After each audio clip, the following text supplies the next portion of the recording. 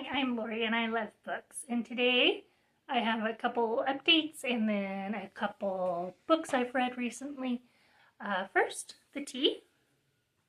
Half Day New Era Iced Tea. It's a peach tea. I haven't had this brand before.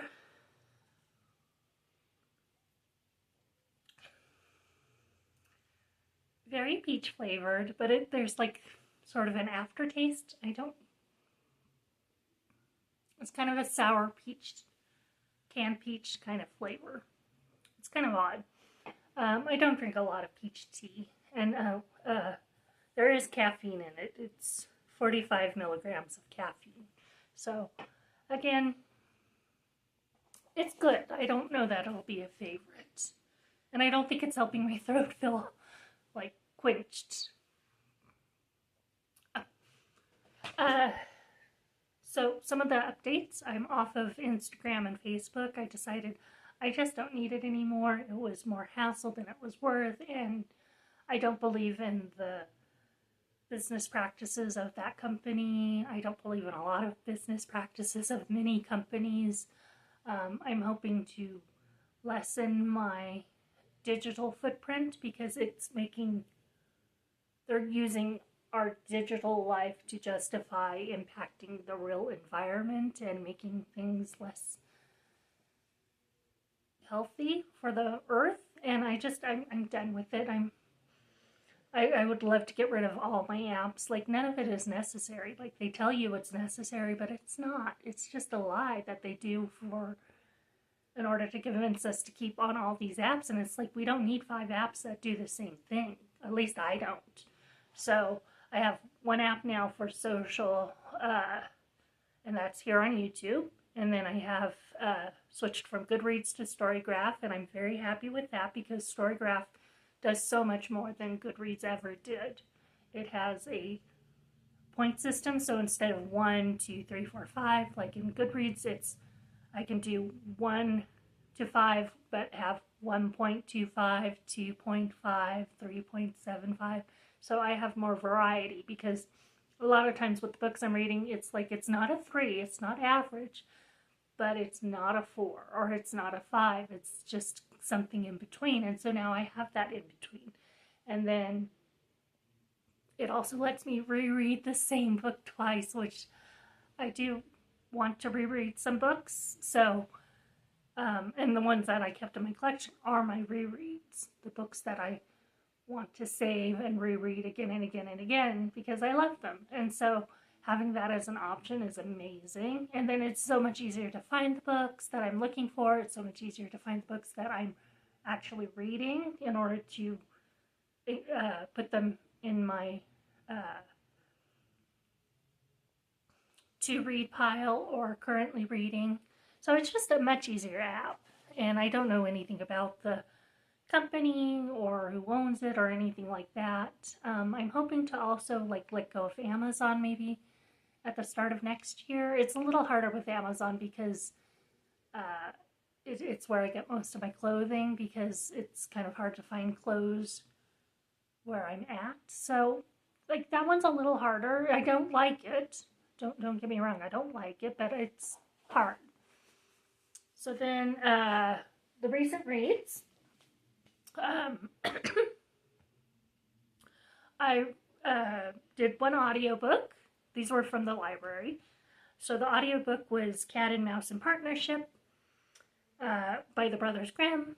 I gave it 3 stars. It was just okay. That was part of my Wonderland Reads over on Goodreads, and so now that I'm not doing Goodreads, I'm no longer doing the book club either.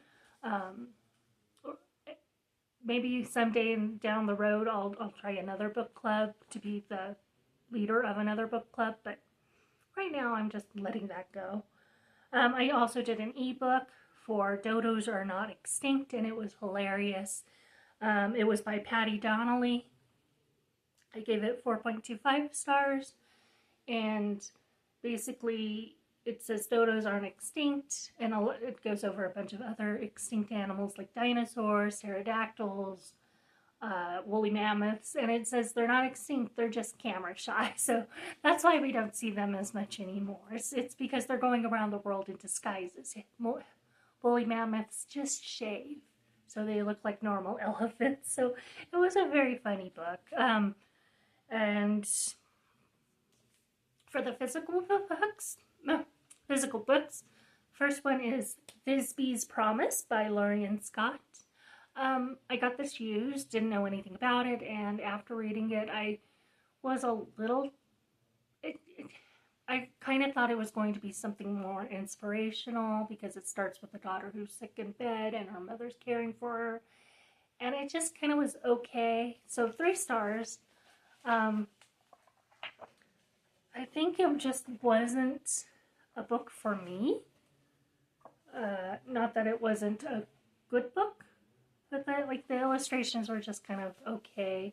So 3 stars, just probably not the book for me. It wasn't what I was looking for. I read a lot of poetry books this time around, but I'm not going to start having a section of my collection be for poetry books. There's just not enough room, but I might keep this one. The Owl and the Pussycat by illustrated by James Marshall, written by Edward Lear.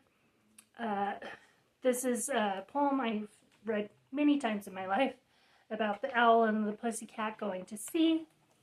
But these illustrations are pretty funny, and I think add a lot to it because they're going on a cruise ship as opposed to just like in a rowboat. They're dressed kind of like, I think, 1920s flapper style for the cat. And the pig has the ring that they used to get married. So it's a very funny story, very cute. I gave it 4 stars, and I'm going to keep that for now because it is a cat book, and I am collecting cat books. Three Bears Holiday Rhyme Book. Just gave it 3 stars. It was okay. The Halloween one where Goldilocks and the bear dress as each other was kind of cute. Decent poems of different holidays through the year. And I gave it 3 stars. It was okay. I don't know if I'm going to keep this one or not. I'll probably keep it for now, and then if I don't have room, I'll let it go. Because I was keeping bear books, but I'm not sure I'm going to have room for bear books once I go through all my TBR. This is Pablo Neruda, Poet of the People by Monica Brown, illustrated by Julia Pashkis. And it's a Scholastic book. I really enjoyed this one. I gave it 3.5 stars. The illustrations have words throughout them, so I thought it was a very fun book to read once. I am curious to learn more about the poet because this is like a biography on him. But I don't know when I'd get around to that. So I gave it 3.5 stars, and I'm not going to keep it, but it was a very beautiful book, and I enjoyed reading it for one time.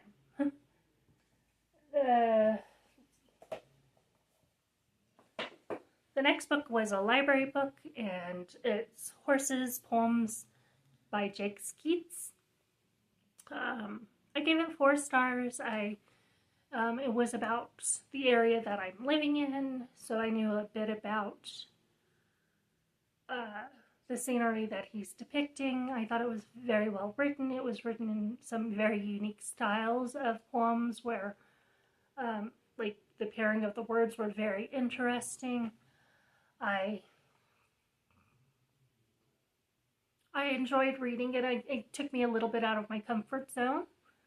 And it was something I wouldn't have normally read, but I enjoyed reading it. He does have another book, and if I come across that other book of poems, I will probably give it a try. But that's a library book, so I don't have to worry about whether I keep it or not. It's going back to the library. This was a book I had gotten recently, and I thought it was a very beautiful book. The Poetry of Flowers, edited by Samuel Carr. And it is a very beautiful book. However, it's a read only once kind of book for me.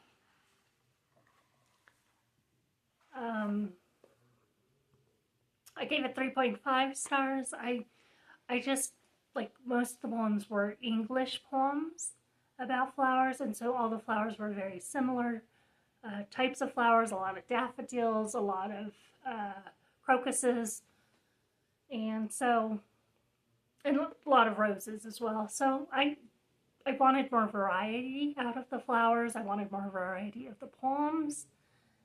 Being about the flowers, I felt the description of the actual flowers in the poems was very minor. Like, saying it's a book about poems, a book of poems about flowers is a little, I think, stretching. It's a book of poems that mention flowers. It felt like more than being truly about describing and experiencing the flowers. There were some good ones though, so I did enjoy reading it, but it was a one-time read. So I will be letting go of that one. This one was probably the biggest disappointment of the year so far. Chasing the White Rabbit, a mixed poetry reading, which I still don't know what that's supposed to mean, by Morgan Evans. I gave it 2 stars. The biggest reason I was disappointed is the title. The cover, both imply this has something to do with Alice in Wonderland. I don't think I'm imagining that. I think this is an Alice in Wonderland rabbit. This is an Alice in Wonderland title, and it's one poem in the whole book. And then the rest of the poems are about her and her personal life and her love life, but she uses a lot of he's and she's, hers and hims, they and them, and without using it got very confusing because it's like, who are you talking about? And it was a confusing read. It was a disappointing read because it had nothing to do with Alice in Wonderland. And I feel like the marketing of this book was for Alice in Wonderland readers and lovers, and that it just was like a bait and switch. So I didn't like it. Some other people might. I found the poems more confusing than informative. I found them very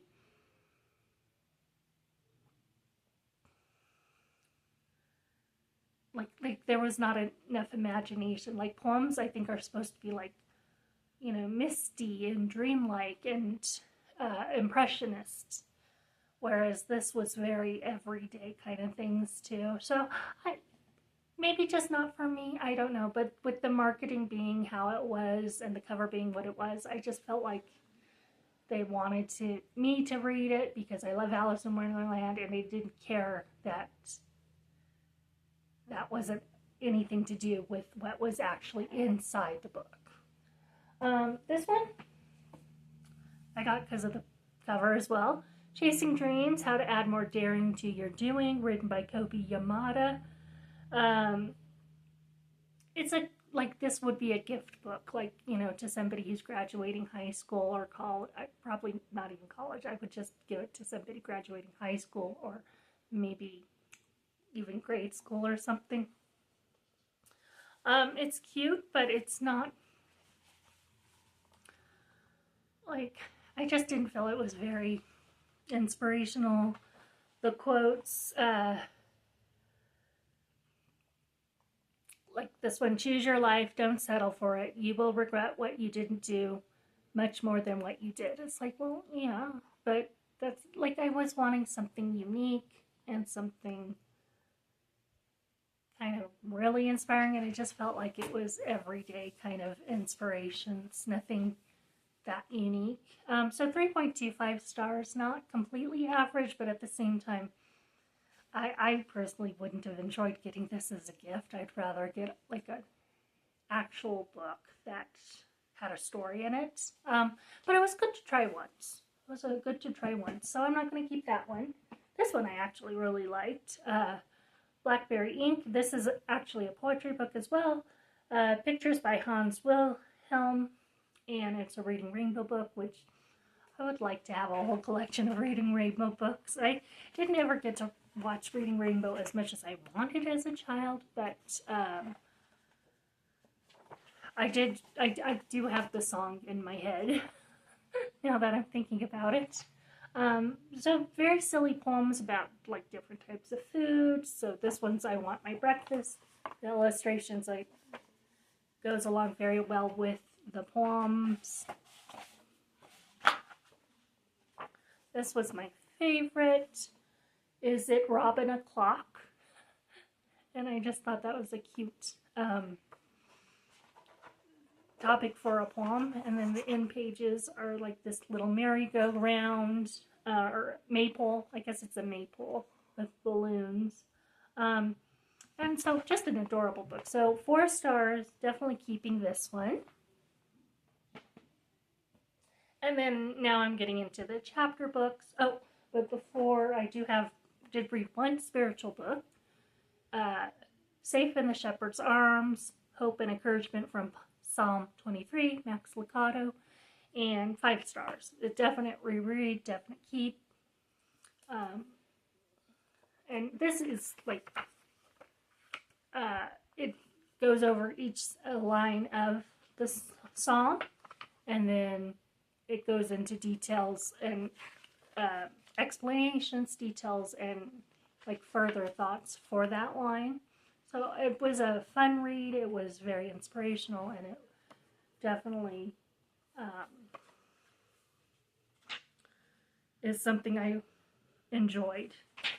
And then the photographs are very beautiful, reminded me a lot of Ireland.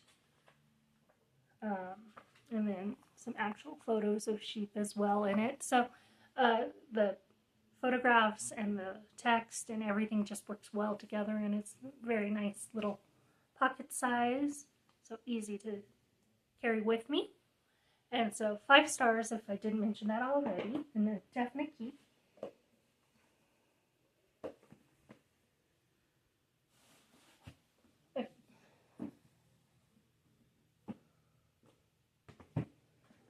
So,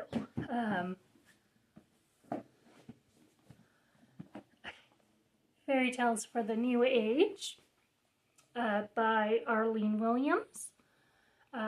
This was very unique. A lot of new stories that she created herself that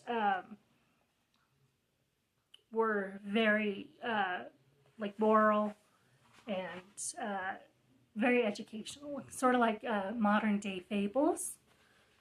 My favorite were The Toys of Sharing, where these 4 children that are related, I think they're cousins, go, and the only way they get to play with the toys is if they share the toys. And then the toys are like a miniature book that opens up and has magic,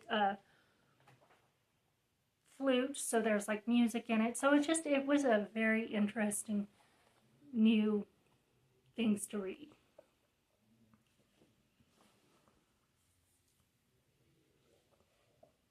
And that's 4 stars.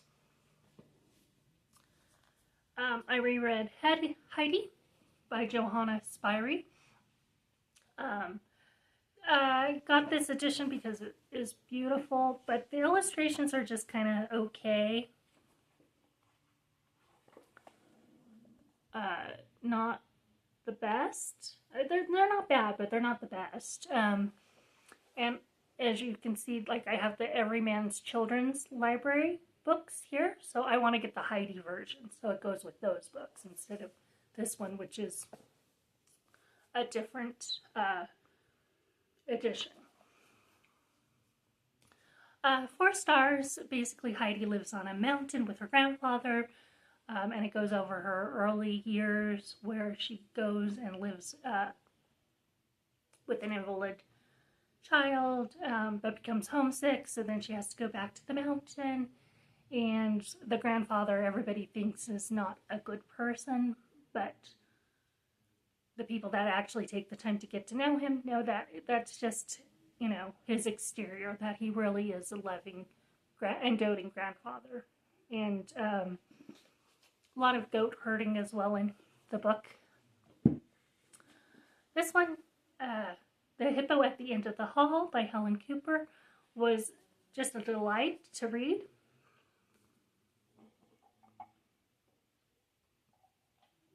I gave it 4.5 stars. It starts with bees delivering an invitation to the main character to come visit a museum, the Guy Museum.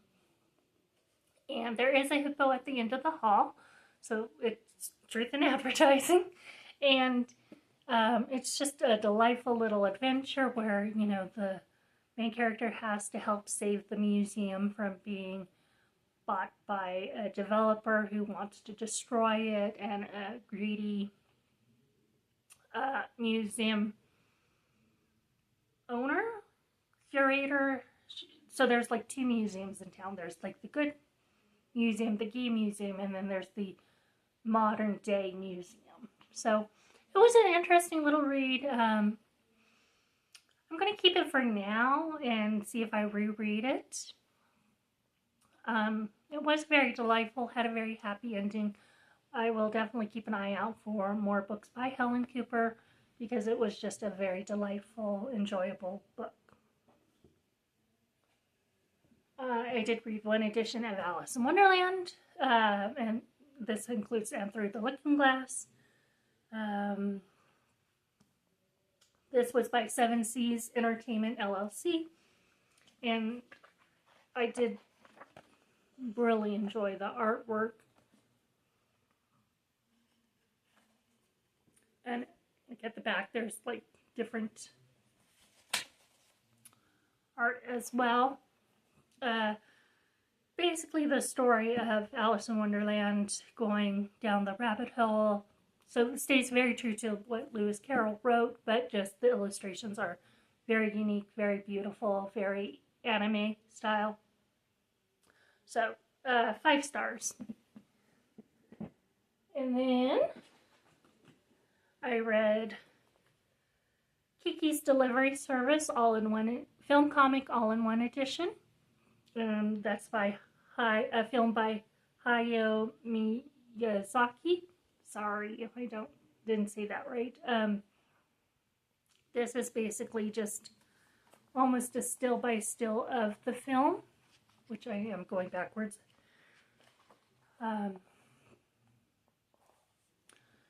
Very adorable.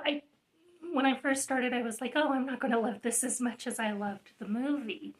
But then once I got to the part where Gigi is having to pretend to be a toy in a bird cage, and the puppy, I think his name was Jeff.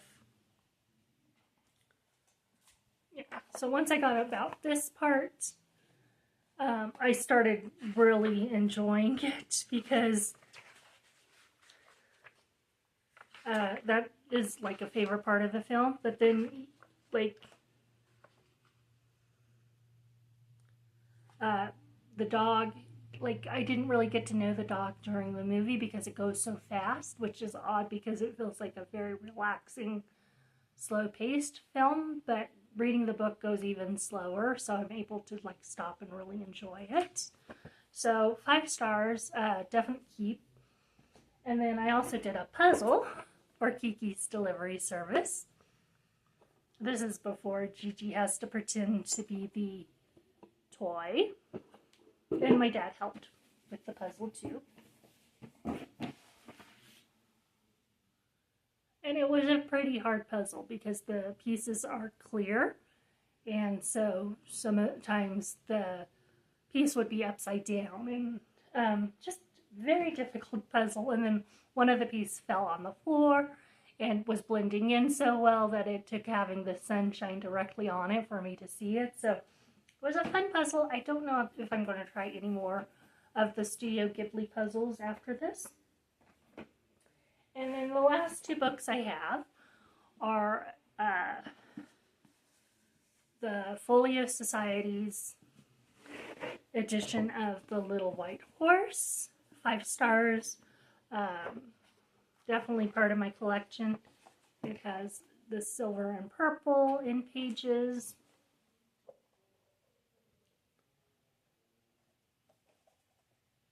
There are some color illustrations as well. So of course I'm not finding any.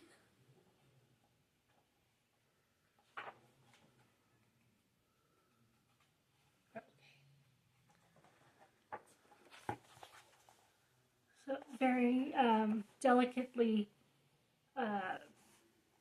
painted illustrations that are showing different scenes in the story. Basically, you follow Maria Merriweather back to her father's home after she becomes orphaned, and she has to save Moonacre from collapse, and it includes a lot of Christian spiritual aspects, like her going to church, different hymns.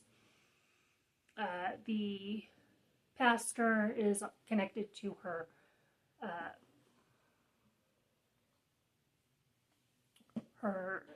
governess, and so there's like all these connections that appear throughout the story. Just a beautiful fairy tale, and it includes a unicorn and a lion that often is thought of as a dog named Rolf.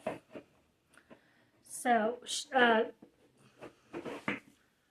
Elizabeth Gouge, the author, just wrote the one book, and this one was 5 stars. But then somebody came along and wrote a sequel, and this is The Silver Moth by Carol Lefevre. I gave it 4 stars. Basically, Maria Merriweather is a widow now, and she has 10 children and lots of grandchildren, and the youngest granddaughter is named Rose Mary Marlowe, and it takes place during World War I, and or maybe it's 2. It might have been the Second World War. I kept being confused about which World War it was, but it was either 1 or 2. And